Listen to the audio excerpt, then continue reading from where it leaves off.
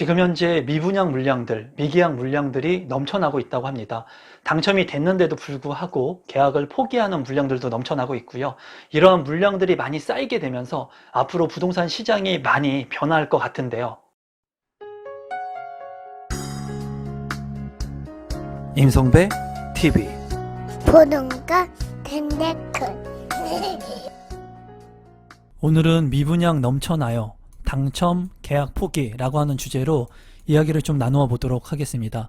최근에 미분양 물량들이 많아지고 있습니다. 전국적으로도 많아지고 있고 공급 물량이 많은 지역들 같은 경우에는 이 부동산의 가격이 큰 폭으로 떨어지고 있는 상황이죠. 그리고 당첨됐다 하더라도 이 계약 포기하는 사례들이 늘고 있다고 합니다.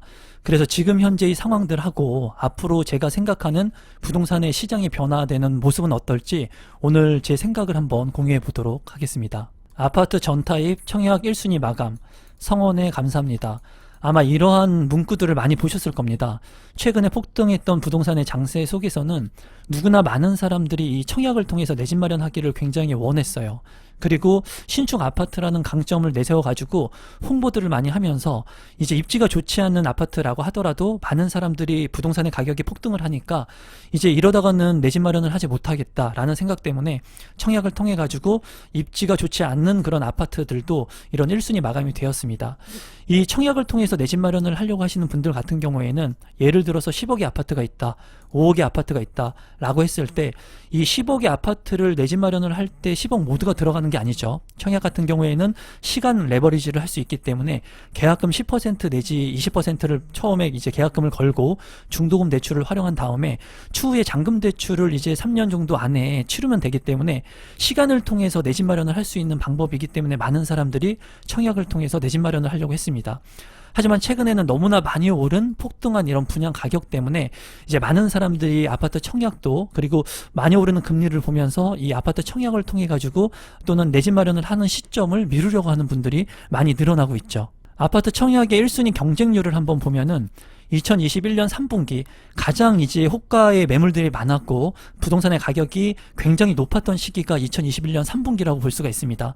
그리고 최근에 2022년에 3분기에 아파트 청약 경쟁률을 이제 간단히만 보게 된다면 서울 같은 경우에 경쟁률을 한번 살펴보면은 2021년 3분기에는 231대 1의 경쟁률을 기록했고 최근에는 2대 1의 경쟁률을 기록하고 있습니다. 굉장히 뜨거웠던 부동산의 그 청약 경쟁률이 굉장히 낮아진 것을 확인할 수가 있죠. 경기 같은 경우도 한번 살펴보면은 2021년 3분기, 작년 3분기 같은 경우에는 22대 1의 경쟁률을 기록했다면 최근에 2022년 3분기 같은 경우에는 2대 1의 경쟁률을 기록했습니다. 굉장히 경쟁률이 많이 떨어졌어요. 최근 같은 경우에는 미분양 물량, 미계약 물량도 늘어나고 있기 때문에 아무래도 높게 책정이 됐던 그런 분양의 아파트들 같은 경우에는 외면을 받고 있습니다. 뭐 인천부터 시작을 해가지고 지방의 전국적으로도 이렇게 작년과 올해의 청약 경쟁률을 비교해 본다면 조정을 많이 받고 있는 모습을 보여주고 있습니다. 그러면 수도권 청약 아파트의 미계약 물량은 어떻게 변동하고 있을까요? 수도권 같은 경우에 2021년에 미계약 물량은 2698건이었습니다. 하지만은 2022년에는 7363건으로 거의 4배 가까이 증가한 것을 볼 수가 있어요. 3배 넘게 증가를 했습니다. 이렇게 미계약 물량, 그러니까 미계약 물량이라고 하는 것은 내가 당첨이 됐는데도 불구하고 당첨을 포기한 물량들이 이렇게 많아졌다는 거예요. 서울 같은 경우에는 어떨까요? 2021년도에 371건의 물량이 있었다면은 2022년에는 1573건의 수치가 올라간 것을 볼 수가 있습니다. 무려 4배 이상의 수치가 올라간 것을 확인할 수가 있어요. 이만큼 지금 현재의 부동산 시장이 조정을 받고 있고 많은 사람들이 아파트 청약을 통해서 내가 신중하게 청약 신청을 해서 당첨이 됐는데도 불구하고 포기하는 이런 미계약 물량들이 많이 늘어나고 있다는 겁니다. 이로 인해서 지금 현재의 부동산 시장이 많은 사람들의 심리가 얼마나 위축되고 있는지를 보여주고 있는 지표가 아닌가 생각해 봅니다. 미계약 물량 경쟁률을 한번 살펴볼까요? 미계약이 있었던 물량 말고 미계약 물량이 발생을 하게 되면은 그 미계약 물량을 무순위 청약을 통해서 이제 당첨자를 또다시 선정을 하는데 수도권 같은 경우에 2021년 같은 경우에는 118대 1의 경쟁률을 기록을 했다고 합니다. 하지만 2022년에는 44대 1, 그러니까 큰 폭으로 이 미계약 물량 경쟁률도 줄어들고 있는 거죠. 서울 같은 경우에는 2021년도에 734건의 미계약 물량 경쟁이 발생을 했다면 2022년 같은 경우에는 143대 1의 경쟁률로 굉장히 큰 폭으로 떨어진 것을 볼 수가 있습니다. 이렇게 미계약 물량들, 미분양 물량들, 그리고 이러한 물량들이 많이 늘어나고 있는 이유는 무엇일까요? 주택사업 경기 전망을 살펴보게 되면은 이제 올해 살펴본 결과에 따르면 조사 이래 최저치라고 해요. 그러니까 서울 같은 경우에는 48.9, 그리고 전국은 40.5로 이 주택사업을 전망하는 그 수치가 굉장히 큰 폭으로 떨어지고 있는 거죠. 왜냐면은 최근에 큰 폭으로 부동산의 가격이 폭등을 하기도 했고, 그리고 금리 인상, 그리고 많은 사람들이 지금 이런 심리 자체도 굉장히 많이 위축되어 있는 상황이기 때문에 아무래도 앞으로의 부동산 시장이 더욱더 어려워지지 않을까 생각하시는 분들이 많은 것 같습니다. 그래서 최근에는 아파트 청약의 경쟁률도 낮고, 그리고 미계약 미분양 물량들이 많이 발생을 하니까 고가의 외제차들, 그리고 샤넬백이라든가 이런 명품 백들을 이제 경품으로 내건다고 해요. 그래서 어떻게 보면은 평당 분양 가격보다 훨씬 비싼 이런 외제차들까지도 경품을 내놓았던 시기가 2008년도에 글로벌 금융위기에 부동산 경기가 안 좋았을 때, 그때도 이제 마케팅 홍보 전략을 하기 위해서 이런 경품들을 많이 줬었는데, 그렇게 예전 시기로 다시 회귀하고 있는 그런 상황이 연출되고 있습니다. 아무래도 지금 현재의 부동산 시장이 그만큼 좋지 않다라고 생각을 하고 있는 거고, 아파트를 분양해야 되는 공급자들 입장에서도 이런 고가의 경품들을 내면서까지 아파트를 분양하고 완판하기 위해서 노력하고 있는 모습을 보여주고 있어요. 그럼 앞으로의 청약시장, 부동산 시장은 어떻게 변화하게 될까요?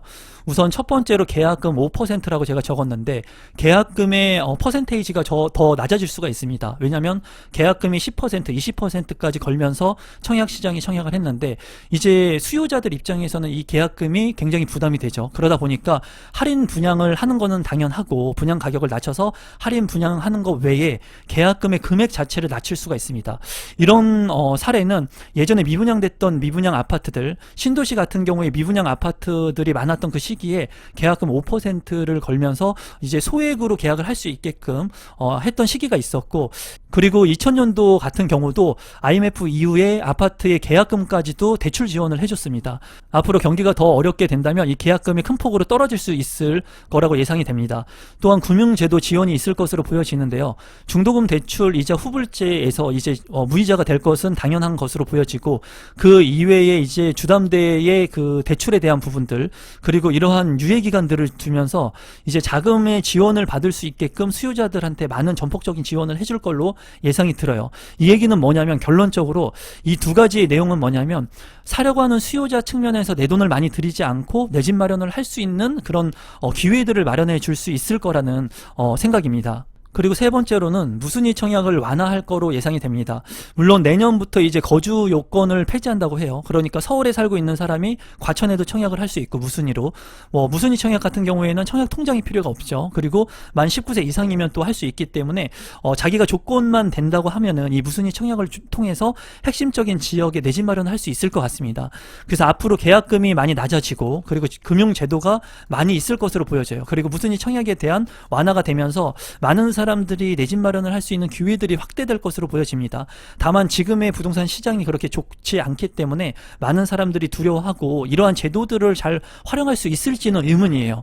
제가 이 영상을 통해서 우리 구독자분들한테 말씀드리고 싶은 것은 무엇이냐면, 이제 제 영상을 통해서 2019년도부터 내 집 마련을 하신 분들 같은 경우에는 더 좋은 기회를 맞이할 수 있을 것 같아요. 왜냐하면 갈아타기 전략을 충분히 활용할 수 있는 시기가 오고 있다고 보여집니다. 그 이유는 이제 무주택자분들 같은 경우에는 부동산의 가격이 많이 떨어지고 있으니까 두려워서 내 집 마련을 하거나 부동산 투자를 못할 수 있어요. 하지만은 제 영상을 보시고 내 집 마련을 하신 분들 같은 경우에는 이미 2019년도 20년도 저렴한 가격의 아파트 청약을 분양받았다면 이미 마진이 많이 올랐을 겁니다. 안전 마진이. 그러면 그 돈을 활용해 가지고 내가 다음 주택으로 갈아타기를 했을 때 어떻게 보면은 조금 부담을 덜한 상태에서 갈아타기 전략을 할 수가 있겠죠.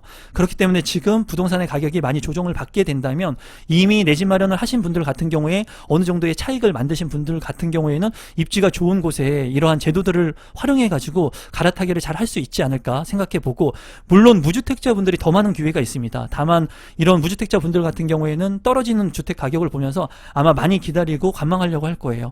그것은 이제 본인이 선택하면 되는 거고, 앞으로 제가 봤을 때 이런 제도들이 지원이 되면서 어떻게 보면은 많이 폭등했던 부동산 시장보다는 더욱더 부동산을 투자하고 내 집 마련을 하기에는 좋은 시장이 만들어지지 않을까 생각해 봅니다. 앞으로 달라지는 부동산 관련 제도들을 한번 살펴보면은 이제 간단히만 보도록 할게요. 공급 기반 위축 방지에 대한 부분들, 그리고 대출 규제의 완화에 대한 부분들, 그리고 청약 시장 활성화에 대한 부분들을 이제 발표를 하고 이 관련 제도들을 시행하려고 합니다. 이제 지금까지 규제로 꽁꽁 묶여 있던 그 부동산의 시장을 경기 활성화를 통해서, 그리고 거래 활성화를 통해서 이제 안정적인 부동산 시장이 만들어질 수 있게끔 정부는 이러한 관련 제도들을 앞으로 시행할 것으로 보여져요. 이러한 제도들이 계속해서 나올 건데 아무래도 완화에 대한 그런 제도들이 많기 때문에 부동산에 대해서 내 집 마련을 하거나 투자를 하려고 하시는 분들한테는 이런 제도의 변화에 따라서 본인이 선택할 수 있는 대안이 어떤 것인지 한 번쯤 생각해 보시면 좋을 것 같습니다. 그리고 마지막으로 11월 시도별 분양 예정 물량을 보면은 최근에 규제 지역에서 비규제 지역으로 해제가 되면서 많은 분양 물량들이 지금 현재 예정이 되어 있습니다. 물론 제가 봤을 때는 지금 현재의 부동산 시장에서 입지가 아주 좋거나 아니면 분양 가격이 아주 저렴한 그런 단지들 말고는 거의 미분양이 나지 않을까 개인적으로 생각을 해봅니다. 그렇게 지금 현재 부동산 시장이 어렵고 많은 사람들이 관망하고 있는 시기이기 때문에 만약에 오늘 제 영상을 보시고 아파트 청약을 한다거나 내 집 마련을 하시는 분들 같은 경우에는 좀 더 보수적으로 그리고 신중하게 생각하셔서 부동산 투자나 내 집 마련을 하시면 좋을 것 같습니다. 오늘의 결론을 말씀드리면 최근에 미계약 물량과 미분양 물량들이 많이 쌓여가고 있다고 합니다. 이러한 물량들을 보면서 많은 분들이 심리적으로 위축될 거라 생각이 듭니다. 그렇기 때문에 많이 관망하려고 하는 분들이 많은 것으로 생각이 드는데요. 정부는 이렇게 불안정한 부동산 시장 속에서 이제 거래가 활성화되기 위해서 많은 정책들을 내고 있습니다. 이러한 정책들을 살펴보시면서 여러분들한테 꼭 기회가 되는 정책이 있을 수 있습니다. 그리고 그런 상황 속에서 나한테 맞는 기회를 잡을 수 있는 그런 부분들이 있는지 한번 살펴보시면 좋을 것 같아요. 오늘도 마지막까지 제 영상 끝까지 시청해 주셔서 진심으로 감사합니다. 오늘 영상은 이것으로 마무리 짓도록 하겠습니다. 고맙습니다.